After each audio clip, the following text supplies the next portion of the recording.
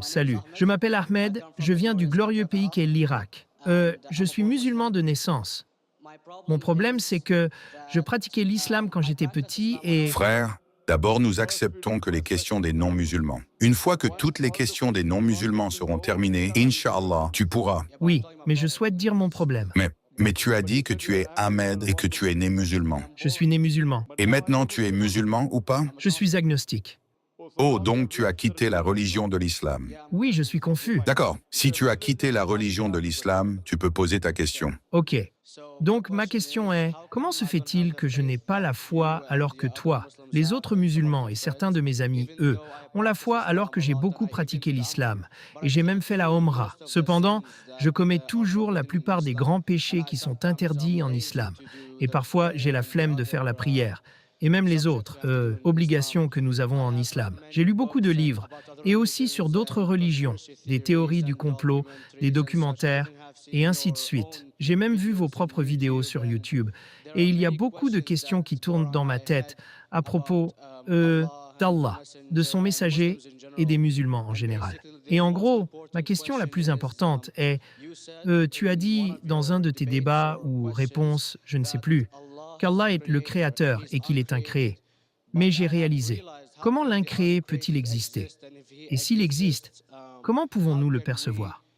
Comment pouvons-nous le voir, l'entendre, le ressentir ou savoir qu'il existe? Est-il incréé dans notre propre dimension ou autre? C'est l'une de mes questions. Le frère Ahmed a dit qu'il est né musulman et qu'il vient d'Irak. Il a lu le Coran et aussi d'autres livres religieux, mais pour lui, il commet beaucoup de péchés. Il croit qu'il est agnostique et il est paresseux pour prier. Frère, avant que je ne réponde à ta question principale, si tu commets des péchés et si tu es paresseux pour prier, cela ne fait pas de toi obligatoirement un non-musulman. Tant que tu crois que la prière est obligatoire, parfois tu la manques, c'est un très grand péché. C'est un très grand péché de ne pas prier, mais cela ne fait pas de toi un non-musulman. Par contre, oui, si tu dis « la prière n'est pas obligatoire », alors à ce moment-là, oui, tu fais de la mécréance. Mais si parfois tu commets des péchés, parfois des petits péchés, parfois des grands péchés, c'est interdit, mais cela ne te fait pas sortir de l'islam. Il y a parfois des murmures du diable qui te disent « tu es musulman ». Mais regarde ceci, c'est bizarre en islam, cela est étrange. Et cela peut dévier l'esprit de la personne. À ce moment-là, peut-être que ta foi est bas, mais ces choses ne devraient pas te faire penser que tu n'es plus musulman.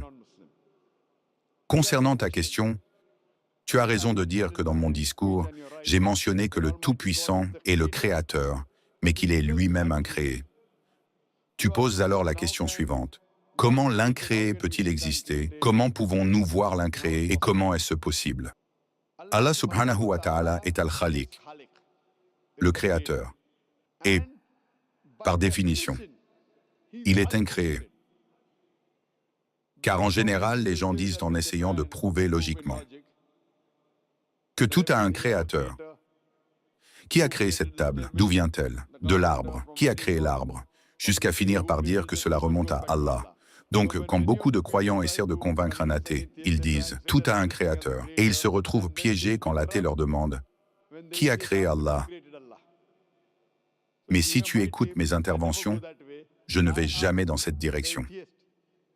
Moi plutôt, je demande à l'athée, comment es-tu venu à connaître l'univers? Comment as-tu appris le fonctionnement des étoiles et du soleil? Et cela, par biais logique, reviendra quand même au Créateur. Si tu sais comment utiliser la logique, tu ne tombes pas dans ce piège où l'athée tente de piéger les musulmans ou les croyants en disant « qui a créé Allah ?» Par définition, Allah est incréé. Et si tu poses la question « qui a créé Allah ?» Si tu as entendu mes enregistrements, je donne la réponse en disant « supposons qu'une personne vient et dit la chose suivante. Mon frère, John. » Ouais, je sais ça, j'ai vu ça, c'est drôle. Mais je veux dire, comment peut-il exister s'il est incréé? Genre... Car c'est Allah. Oui, mais... C'est la différence entre toi et Allah. Comment il existe signifie qu'il existait déjà. Il n'a pas de commencement. Toi et moi avons un commencement. C'est ça les êtres humains. Donc c'est la différence entre nous et Allah. Tu ne peux pas dire qu'Allah est comme nous. Si Allah était comme toi et moi, pourquoi devrions-nous l'adorer? Je vois. Mais as-tu entendu parler du phénomène du Big Brother utilisé par diverses organisations politiques pour contrôler les gens en implantant ça dans plusieurs dieux. Puis ensuite, cela est devenu des religions monothéistes partout dans le monde pour rendre cela plus facile pour les gens. Désolé, je n'ai jamais entendu parler de la religion Big Brother. Ce n'est pas une religion, c'est comme une théorie en gros, dans les grandes lignes. Ça parle de quoi? Pardon, je n'ai pas entendu? Ça parle de quoi? Ce que ça dit, c'est que quand tu as un Big Brother, c'est plus facile de vivre ta vie. Quand tu as quelqu'un qui te surveille tout le temps, qui te comprend tout le temps, qui te protège tout le temps, qui est avec toi tout le temps, à qui tu peux parler, même s'il ne te parle jamais en retour, ou alors peut-être dans tes rêves, en agissant sur ton esprit, c'est plus facile de vivre comme ça. Alors qu'un être humain qui n'a pas de Big Brother et qui n'est pas facilement contrôlé et qui a une liberté totale représente un danger pour les grands pouvoirs dirigeants. Je n'arrive toujours pas à comprendre. Le Big Brother peut être parmi nous, peut-être pas. Alors, qu'est-ce que ça change? Quel rapport cela a-t-il avec l'islam et Dieu? Quel rapport cela a-t-il? Parce que, en gros, Allah te surveille tout le temps. Il sait. Donc tu veux dire qu'Allah est comme un Big Brother? Oui, voilà, car tu l'utilises pour ta protection, donc tu n'as pas peur. Tu vois ce que je veux dire? Tu sais que c'est une hypothèse. Hypothèse. Si tu as entendu comment je convainc. Un athée. Si tu as entendu ma réponse. Car tu dis que tu es agnostique ou athée. Oui. Donc la première chose que je fais avec un athée, c'est que je le félicite. Pardon? Je le félicite. D'accord. As-tu entendu ma réponse sur les athées?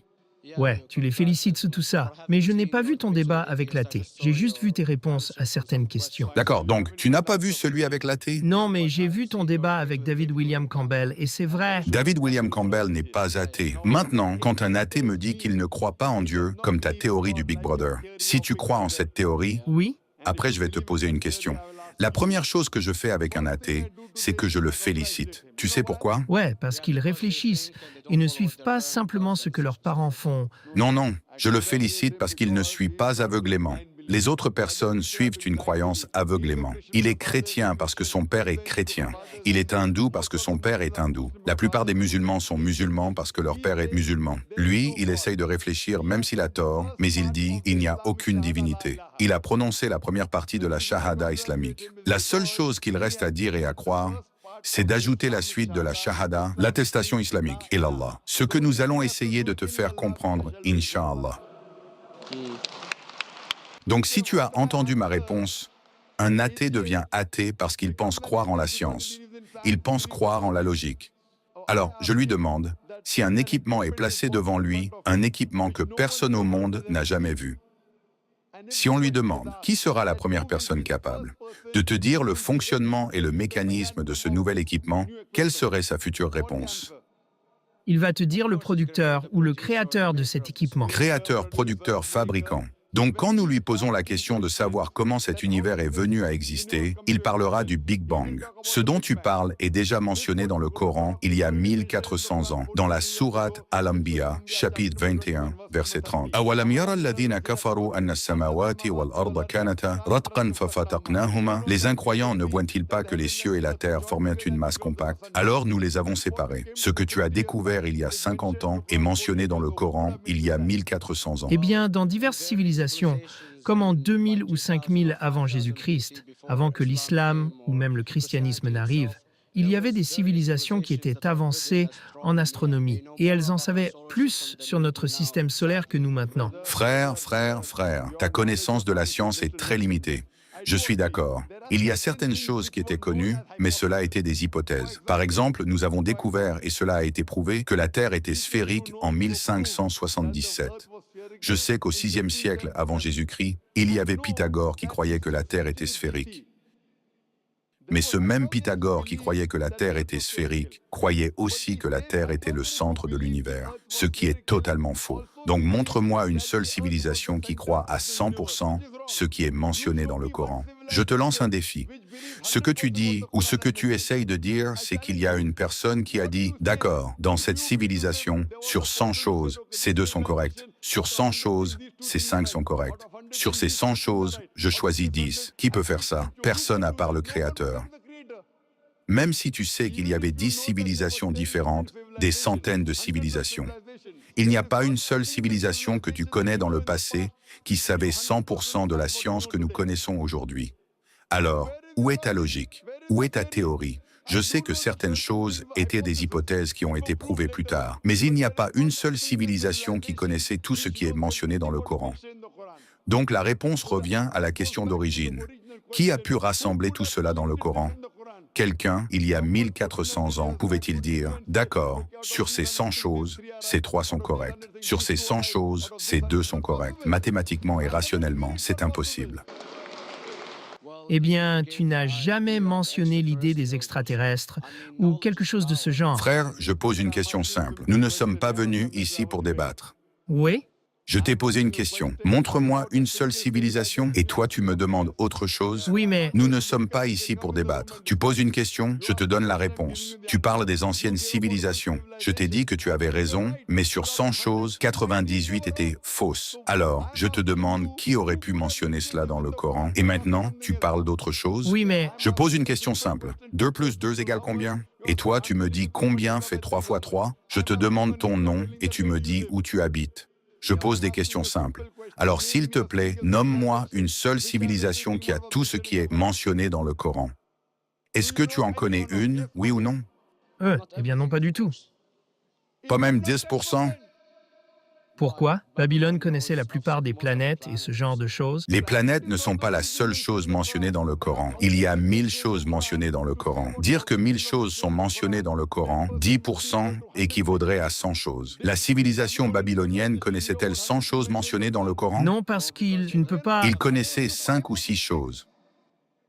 En pourcentage, c'est très petit. Bien sûr. Qui peut être l'auteur du Coran, à part le Créateur, pour savoir ce qui est juste et ce qui est faux?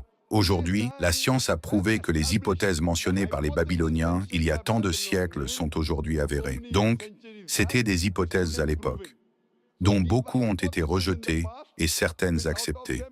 Pour rassembler tout ce qui est à 100% correct, cela doit venir du Créateur et de personne d'autre. J'espère que cela répond à la question. N'hésitez pas à prendre l'abonnement pour soutenir la chaîne YouTube. Cela vous permettra d'avoir une traduction gratuite d'une vidéo de Zakir Naik de votre choix, ainsi que des vidéos traduites réservées uniquement aux membres, comme celle expliquant pourquoi les pays musulmans sont en retard comparés aux pays occidentaux, vidéos très intéressantes, et les vidéos publiques en avance. Merci pour votre soutien.